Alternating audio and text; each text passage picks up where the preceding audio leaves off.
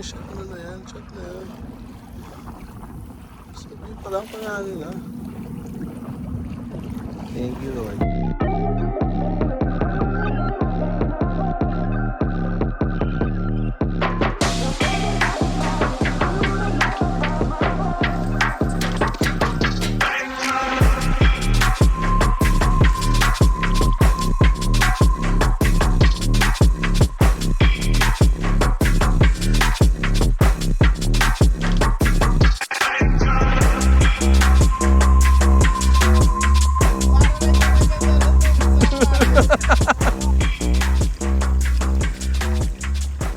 Ganda yung kahoy na to. Laki. Ancient. Hey, thanks for being here. Welcome back to Out There Somewhere. Today we're back for another day of adventure out on the water. This time we're trying out troll fishing as part of our Learning How to Fish series. We're heading a few kilometers off the coast of Manila Bay, right along the coastline of our hometown, Cavite City.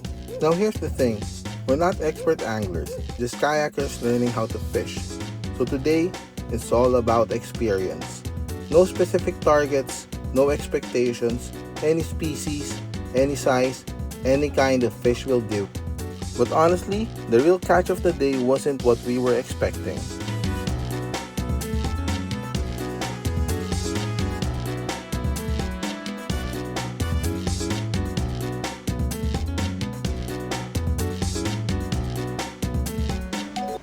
$134 ng tanghali. James, steady. Saka ako. Nag-load na kami. Let's go fishing. Alright. Buti na lang si Gilbert to the rescue. Official stop ng tropa for supply 7-Eleven. Alright. Saan ko ipoporma, boss lang? Dito lang. Diyan kami babayan sa may Aso? May aso. Dito lang pala bababa, no? Oo. Hindi ganong mahirap. Banda Yun na. nga. Ay, mataas na. Dito mataas dun eh. Kaya mo tayo, Bert? Sige, boss. Yeah, meron dun eh. Pinobra na. Ano to? Kimchi spam? Oo. Kimchi rice to? Oo. May sandwich pa? Meron pa. Meron pa ba dyan? Ito pa mo. Yung kimchi rice? Ito meron isa. Yun. Bitin? Hindi. May chocolate din dyan. Iko. Isa tayo. Baon. Ikaw jam, sabi mo? Mamaya ako kakain. Masarap din pala to. Pwede mo na yung sandwich. Mamaya, kakain ko. Isang sandwich ba? Isa lang? Ha? Isang sandwich na lang. Isa. Oo. Sarap din pala nito. Bago, no? Ano ba? Yung isa pa? Mamaya. Mukhang hindi naman maalam. So, ayos yun. Ang sarap nito. Kimchi rice sa 7-Eleven. By Spam. Panalo. Yelo din, boy. Tapos malamig na royal, no? May yelo pa nga. Yelo tayo sa blue.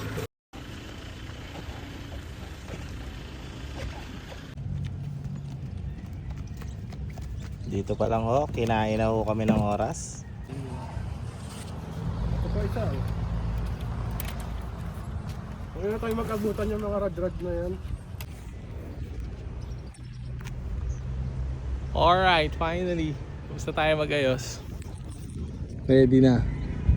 Gamit natin today, Primal Predator HD 330. Powered by 220 mAh battery, tsaka 65 pound motor. Ready ka na? Ayos na to. Hayop. Napakabigat. Raw move, dapat dito kami nag-assemble sa malapit. Anyway, at least nakababa na tayo. Medyo mababaw pa dito.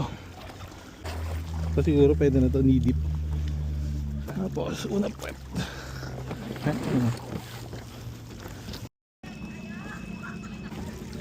Ingat kayo. Hello po. Tala ba kuya no? Sarap ko. Ganda nga po no. Ganda nga po boss. Alright, finally naka-launch na tayo. Uy, gagi. Batuhan na pala. Jams. Batuhan pa dito, no? Yung kaliwang side ko, no? May bato pa rin, no? Tingin mo yung exit, yung nandun sa may flag na orange, yun kaya yun? Baka yun yung marker nila. Bato na. Hindi pa yata tayo pwede lumabas dito, may bato pa sa kaliwa. Wala. Lapitan ko yung flag, baka dun sa flag ang exit. So itong flag na to, siguro ito yung gagawin natin marker. Ang worry kasi, yung Cavite coastline kasi, Cavite City coastline, protected by parang breakwater, mga malalaking boulders. So syempre gusto natin iwasan yun, baka sumayad yung propeller natin na damage. Yun na yata yung palatandaan na clear na. Ligo na tayo. So, solo tayo ngayon. Solo piloting. Wala si Ashley.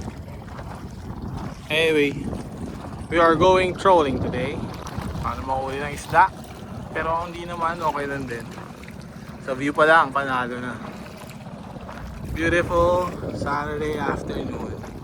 Local fishermen, mukhang palayag na yun. So, good sign. Kasi syempre sila yung mga experts. Meaning, baka maganda mga mahuli ng isda ngayon. Sana may mahuli. Thank you, Lord. Woo! So, yeah. Lap na yun na! So, challenging din pala challenging din mag-drive habang nagbe-video. Especially naiwan pa natin yung ano natin. Naiwan natin yung Osmo, which is yung dapat yung main camera natin. One hand muna tayo habang nagde-drive. Anyway, mamaya siguro yung mamount ko tong camera pagka fishing. Teka, setup ko na tong trolling lure para ano. Setup ko na. Okay. Teka. Ito yung nire-recommend ng Fins and Tackle, yung napakabait na owner doon. Kingdom Lure. Kingdom yung tatak. Ano to? Crankbait. Pang trolling daw talaga to. Sabi, teka. Actually ito dapat to kinakabit ng naka-flyers. Siguro mas safe to kung ganyan. To make sure na okay. Matutusok pa talaga ako eh. Hirap ikapit. Okay, that's good. There we go. Okay. Let's see. Buka muna natin. So sumisisid, di ba? Okay, yung gamit nating trolling reel ngayon, merong digital parang counter to let you know kung how much na yung na-area mo. So let's try it. Sinakto ko lang na 20 meters. Andar na kayo, Jams, papunta sa Angli. Kasi dapat sa harap ko kayo eh, baka masabitan kayo ng ano ko, crankbait. Okay. Alright. So sabi ko nga na Jams, mauna na sila kasi syempre nasa likod yung ating lure. Eh baka masabitan sila. Siguro Jams, pwede pa tayo lumayo sa coastline konti. Gawin natin Jams, kayo na mag-lead. Sunod ako sa inyo. Alright, medyo relax na kami. Kanina hectic eh. At least medyo naka-setup na tayo malayo. Okay again. First time natin magre-rig ng trolling. Again, normal rod naman siya. Yung reel lang yung medyo iba, specifically for this ano yan, jigging tsaka trolling ata ginagamit to. Gamit natin 15 grams na crankbait, deep diver tawag yata nila dyan. Again, first time natin, hindi tayo expert. Pero para matuto, just do it. Jams. Kayo na mag-navigate, sunod na lang ako sa inyo. Doon tayo sa malalim, Dre. Kayo na bahala, sunod ako. Hindi ko masyado aware dun sa surrounding eh. Ang hirap mag-multitask. Driving tsaka fishing, hirap pala. Ibo no. Woo! Thank you Lord. Lakas na ng ala no, pero ayos na. Area na natin yung line natin ng 20 meters na. Sabi sa mga guides na napapanood ko, yun daw yung parang ideal distance para i-area mo yung line mo. Ano proper term tawag dun? Sa amin kasi Cavite City parang i-area, parang sa Saranggola. Kumbaga, lakihan mo pa yung bigyan mo pa ng tali, bigyan mo pa parang subukan mo pa ng line. So parang ganun. 55 to 60 feet sa likod natin, lumalangoy lang yung ating crankbait. Sana meron tayong malinlang na isda out there at kumagat. Malalaman natin yun kasi tutunog to. Maganda rin yung binigay sa akin na line nung Fins and Tackle Shop. Iba-iba yung color. So maganda kasi yan pag iba-iba yung kulay. Pag umaandar yung Bas! Ganda nga pa na! Sila kuya. Pa-shoutout daw. Ayos din. So medyo lumalaki na yung alon pero ayos lang, mukhang kaya naman. Again, solo boat operation, isa sa challenges. Hindi ako makapag-setup ng camera, especially with malakas yung alon.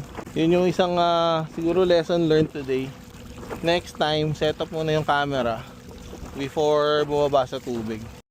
Oo, 3 o'clock tayo bumaba. Dapat 4:30, pabalik na tayo. Kasi 6 o'clock ang sunset eh. Parang half-half lang. May extra battery naman tayo kahit saan makarating. Kaya pala, dala namin today tigalawang 100 mAh battery. So theoretically mga 40 kilometers yung pwede natin i-travel. So more than enough, pero syempre may dala tayong extra. Pag dito ka nasiraan sa malayo, no? Wala na. Tagwan ka hanggang Ligtong. Doon ka dun eh. Tangina, sana may kumagat. Waiting ka lang dito eh. Ang hirap mag-camera mag-isa. Natatakot ako mahulog tong phone ko sa sa tubig. Okay. Medyo kalmado. Kanina medyo maalon eh. So, makapag-video muna tayo. Safely. Waiting lang tayo. Ito yung maganda sa trolling. Para kang namamasyal. Tapos habang nag-aabang sa kagat ng isda, hindi mo kailangan mag-cast, reel in, cast, sabi, pagkatali. Pero ito medyo parang magkahalong pasyal sa fishing. So yun yung maganda sa trolling. Tapos syempre binabaybay pa natin yung aming hometown, city. Very beautiful, very historical city. Kwento ko sa inyo dito. Let's go! Woo! May lalanding oh. Ang gandang aeroplano yun ah. Ating review.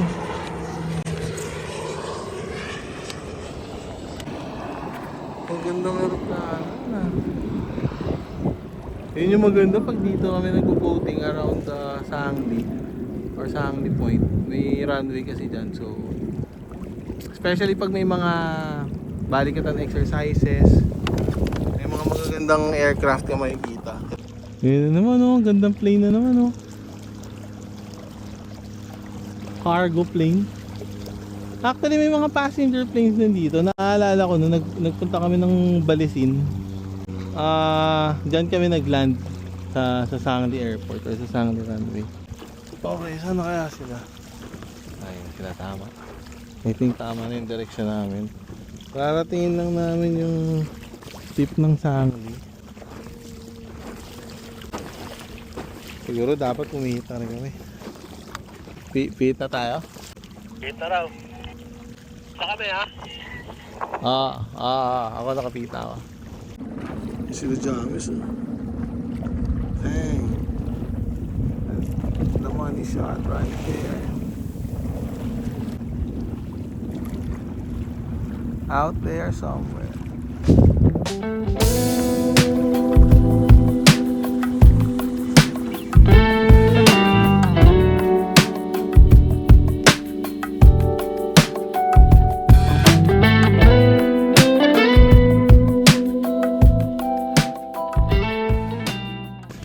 May nahuli ba tayo? Parang bumigat eh. Basura, dami. Kinubahan ako ah. Plastic pala nahuli natin. Yung adrenaline ko, wala na, pumping na. Woo! Kala ko nakahuli na tayo. Anyway, false alarm. Pero false alarm pa lang, adrenaline pumping na.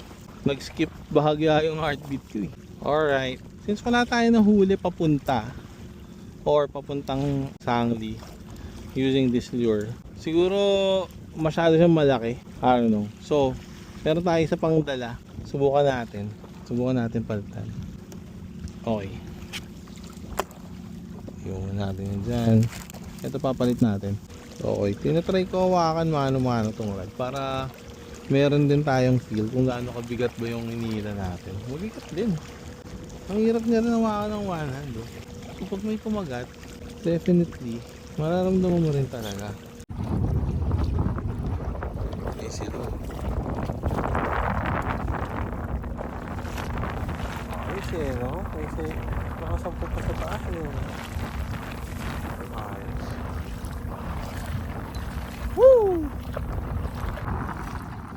Sabi ko sa inyo, pag sinasabi kong sa view pa lang panalo na, bonus na lang yung isda pag may nahuli. Sincere ko sinasabi yun. Actually, yun talaga yung ano sa fishing. Sabi nga nila, it teaches you to do things while being detached to the outcome. I mean, again, kung may mahuli man tayo, we're still waiting.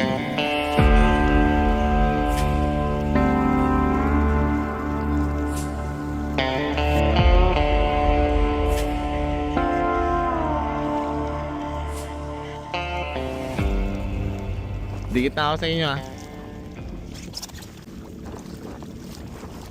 Dikit na tayo na jamis. Tanda ng mga snacks eh. Dikit muna. Snack time! Wala ko maagat! Kumukuha na sa cooler yan. Yelo. Naka-ready na sa'yo. Ay, pagdating mo yun, Jams, no? Iba na. Diba?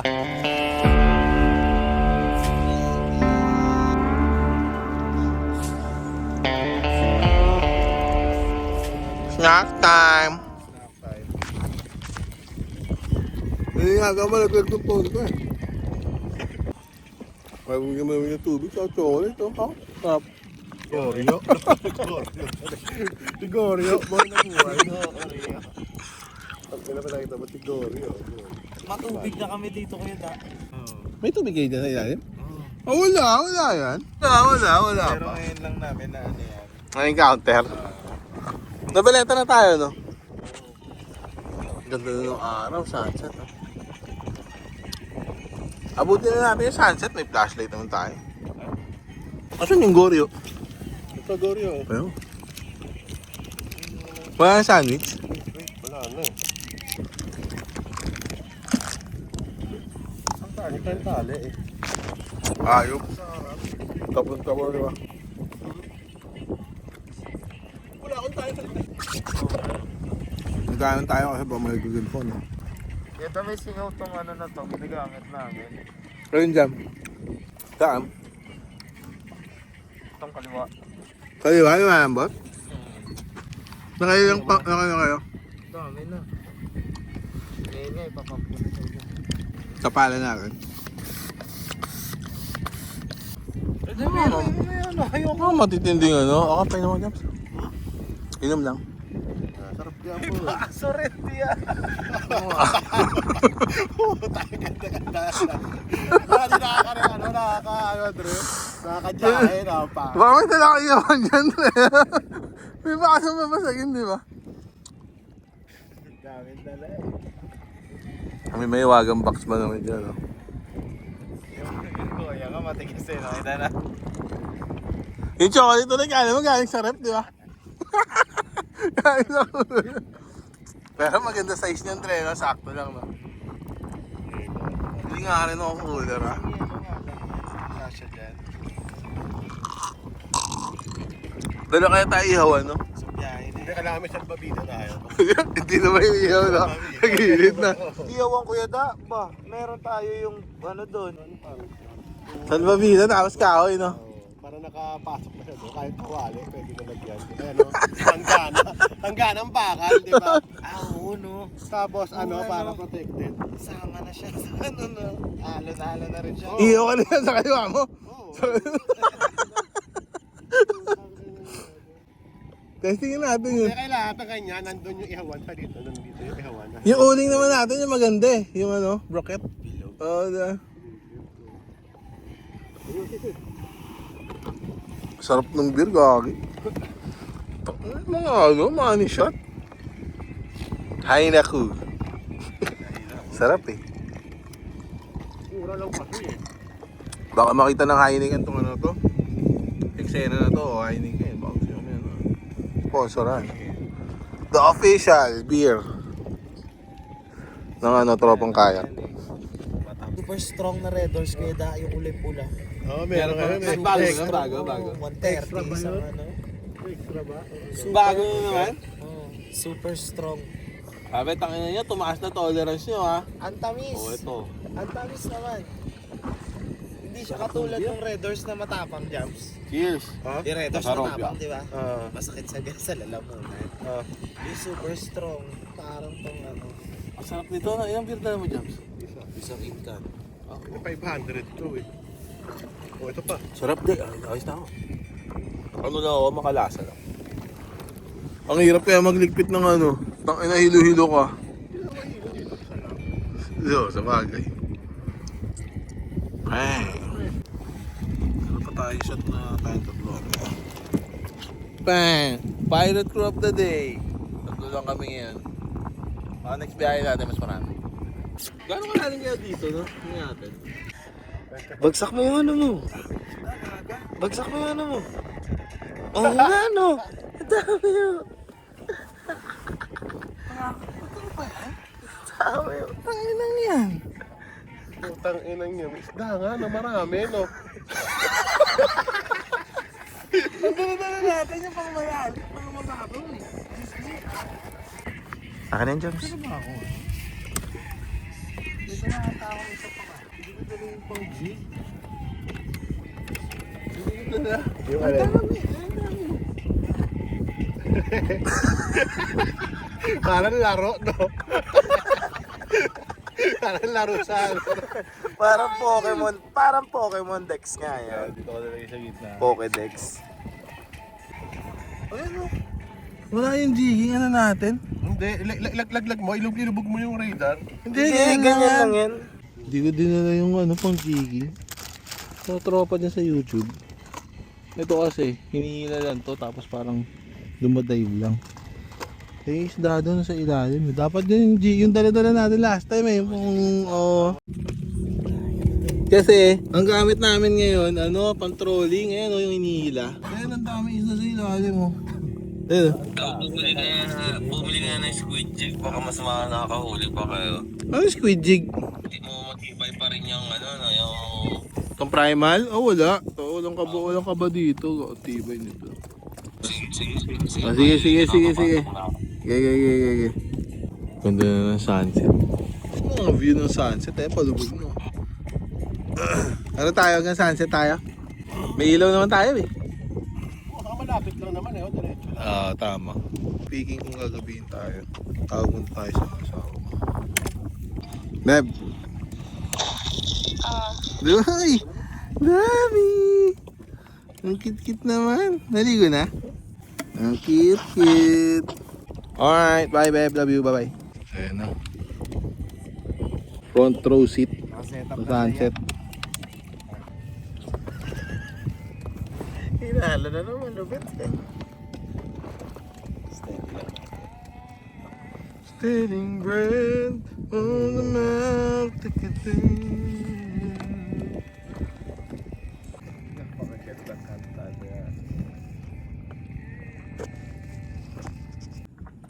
Pagpahapon ng pahapon, paganda yung no? Kulay. May ibon, no? Paganda oh. Malupit. Habang lumulubog siya doon, lumalabas yung no? Yung bataan, no? Ayun, no? Lalo mo na siya nakikita. Naalala ko tuloy nung nagpunta kami ni Gio ng Santorini. Tangina, may akyatin ka doon eh. Bundok na parang Star Wars. Sabay sa dulo, ganyan na sunset oh. Ganyan din yung tsura, parehas walang pinagkaiba. Kabilang side naman ng mundo ko yun. Ayun nakakita na, hindi na siya nakakasilaw, di ba? Ito. Ayun no? Napakaganda. Puro tayo video, picture naman. Photo. Ito. Ang tira ganyan. Bang!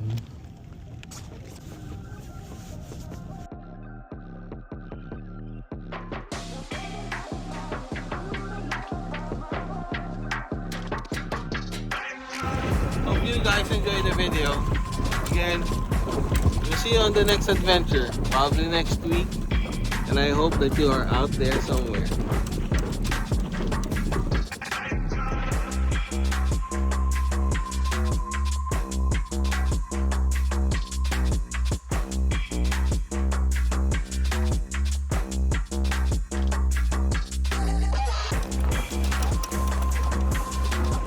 Dilim na. Sakto na yung ilaw natin. Ang ganda talaga ng horizon pag gantong oras na yung padilim.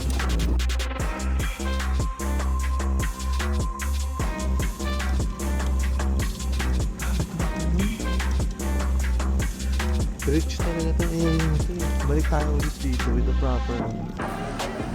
So, nakabalik na sa home base. Nag-aftercare na tayo. Yung hindi hugas. Sabi maalat yung ano. Maalat yung tubig. So, maghuhugas. At yung mga motor, hugasan natin ng fresh water kasi malakas makakalawang yan. Anyway, dito na ata tayo nagtapos. Peace and love.